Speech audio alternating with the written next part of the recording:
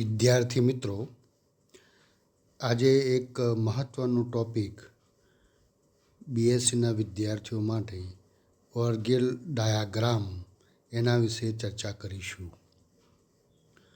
સામાન્ય રીતે ઓર્ગેલ આલેખ એ એક પ્રકારનો કોરિલેશન સહસંબંધિત આલેખ છે કે જે સંક્રાંતિ ધાતુ સંકીર્ણમાં ઇલેક્ટ્રોનીય પદોની સાપેક્ષ શક્તિઓ દર્શાવે છે. તેઓનું નામ તેના રચયિતા લેસ્લી ઓર્ગેલના નામ ઉપરથી દર્શાવવામાં આવે છે. ઓર્ગેલ આલેખ ફક્ત નિર્બળ ક્ષેત્ર એટલે કે ઊંચી સ્પિન ધરાવતા સંકીર્ણો માટે જ મર્યાદિત છે. તે પ્રબળ ક્ષેત્ર એટલે કે નીચી સ્પિનના કિસ્સામાં કોઈપણ પ્રકારની માહિતી પૂરું પાડતું નથી, કારણ કે ઓર્ગેલ આલેખ ગુણાત્મક છે. આ આલેખ પરથી શક્તિની કોઈપણ પ્રકારની ગણતરી કરી શકાતી નથી. ઓર્ગેલ આલેખ શક્ય બધા જ પદોને બદલે ઉચ્ચ સ્પિન એટલે કે જેની સ્પિન ગુણકતા વધારે છે તેવી સમમિતીય સ્થિતિઓને દર્શાવે છે. ઓર્ગેલ આલેખ સ્પિનમાન્ય સંક્રાંતિઓની સંખ્યા તથા તેની સાથે અનુરૂપ સંબંધિત નિરૂપણને દર્શાવે છે.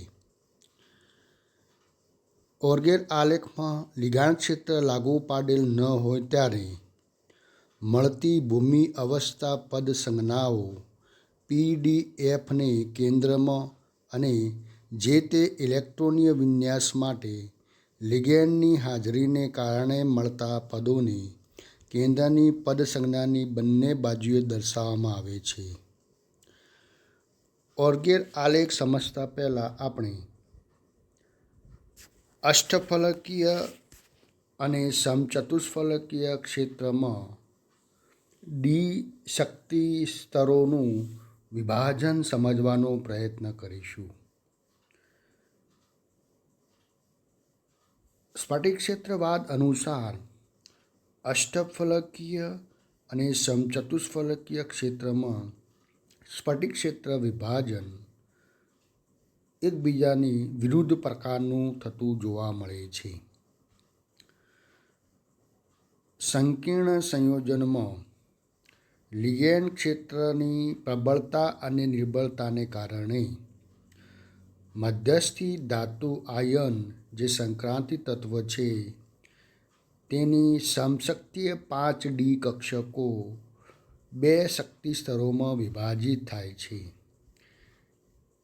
ગુરુત્વ કેન્દ્ર રેખાથી શક્તિમાં જે ઘટાડો થાય છે તેવી ડી કક્ષકને T2G અને ગુરુત્વ કેન્દ્ર રેખા એટલે કે બેરી સેન્ટરથી શક્તિમાં જે વધારો થાય છે તેને EG ડી કક્ષકો તરીકે ઓળખાય છે. આ વિભાજન અષ્ટફલકીય આકારમાં જોવા મળે છે અને તે વિભાજન પેરામીટરને દર્શાવવા માટે ડેલ્ટાનો ઉપયોગ થાય છે. આમ અષ્ટફલકીય સંકીર્ણ વિભાજન પેરામીટર ડેલ્ટાઓને ડી કક્ષકોના વિભાજન પેરામીટર તરીકે ઓળખવામાં આવે છે. T2G કક્ષકોની શક્તિ ઘટે છે માટે તે સ્થાયી બને છે, જ્યારે EG કક્ષકો એ ઉત્તેજિત અવસ્થાની બને છે.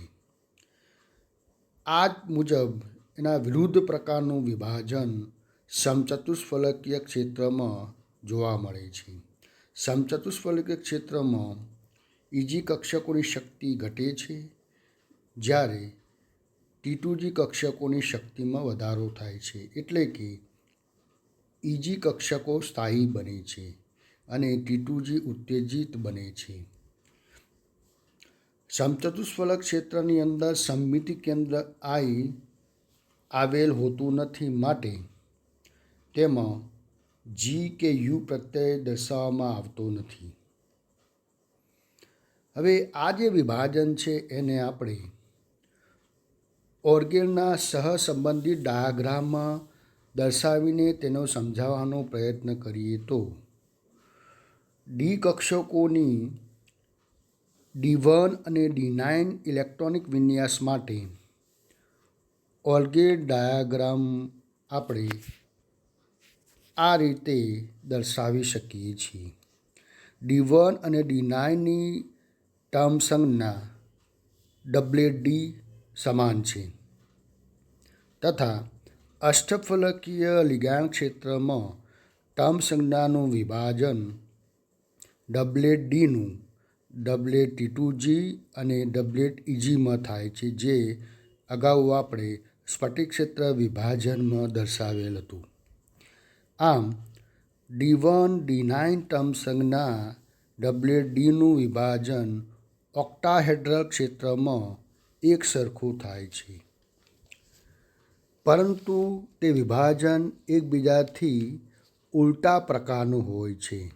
એટલે કે D1માં ડબલેટ T2G ધરાસ્થિતિ તથા ડબલેટ EG ઉત્તેજિત સ્થિતિ બને છે, જ્યારે D9માં ડબલેટ EG ધરાસ્થિતિ અને ડબલેટ T2G ઉત્તેજિત સ્થિતિ બને છે. તેનું કારણ એ છે કે ધરાસ્થિતિમાં D1 ઇલેક્ટ્રોનને ડબલેટ T2Gમાં 3 રીતે ગોઠવી શકાય છે, જ્યારે D1 ઇલેક્ટ્રોનની સંક્રાંતિ દરમિયાન ડબલેટ EGમાં ગોઠવાય છે ત્યારે મહત્તમ 2 જ રીતે એટલે કે DZ² અને D² ગોઠવી શકાય છે. આમ મહત્તમ ડબલેટ T2Gમાં ઇલેક્ટ્રોનને ગોઠવી શકાતા હોવાથી તે સ્થિતિ સ્થાયી બને છે અને તે ધરા અવસ્થા બનશે, જ્યારે D9માં ધરા અવસ્થામાં ઇલેક્ટ્રોનને મહત્તમ 2 રીતે ગોઠવી શકાય છે, જે અહીંયા ઉપરોક્ત સ્લાઇડમાં આપણે જોઈ શકીએ છીએ.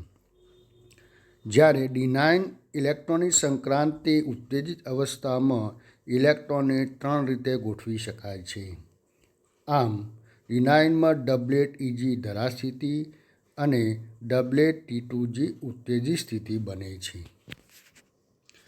હવે જો લિગાન્ડ ક્ષેત્રમાં ફેરફાર થાય તો એટલે કે અષ્ટફલકીય ક્ષેત્રને બદલે સમચતુષ્ફલકીય ટેટ્રાહેડ્રલ ક્ષેત્ર લાગુ પાડવામાં આવે તો ઓક્ટાહેડ્રલ કરતાં ટેટ્રાહેડ્રલ ક્ષેત્રમાં ડી કક્ષકનું વિભાજન ઉલટા પ્રકારનું જોવા મળે છે અને તેને અનુરૂપ ટર્મ સંજ્ઞા ડબલેટ ડીનું વિભાજન પણ ઉલટા પ્રકારનું મળે છે.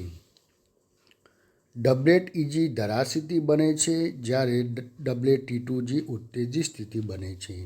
આમ D9 સમચતુષ્ફલક ક્ષેત્રમાં વિભાજન D1ના ઓક્ટાહેડ્રલ અષ્ટફલક ક્ષેત્ર જેવું થાય છે, જે ઉપરોક્ત ઓર્ગલ ડાયાગ્રામમાં આપણે જોઈ શકીએ છીએ.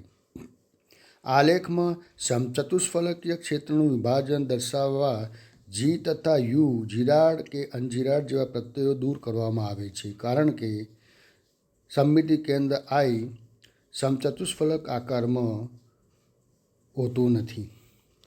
D1 એ ગોળીય વિન્યાસ D0 કરતાં એક ઋણભારિત ઇલેક્ટ્રોન વધુ ધરાવે છે. તે સંદર્ભે D9 એ ગોળીય વિન્યાસ D10 કરતાં એક ઋણભારીય ઇલેક્ટ્રોન ઓછો ધરાવે છે, એટલે કે એક ધન છિદ્ર પોઝિટ્રોન ધરાવે છે. આમ ઓક્ટાહેડ્રલ અને ટેટ્રાહેડ્રલ સમચતુષ્ફલકીય ક્ષેત્ર અને અષ્ટફલકીય ક્ષેત્રમાં બંને જો નિર્બળ હોય તો એ વિભાજનને એક જ આલેખમાં આપણે ઓર્ગલ ડાયાગ્રામ સ્વરૂપે દર્શાવી શકીએ છીએ.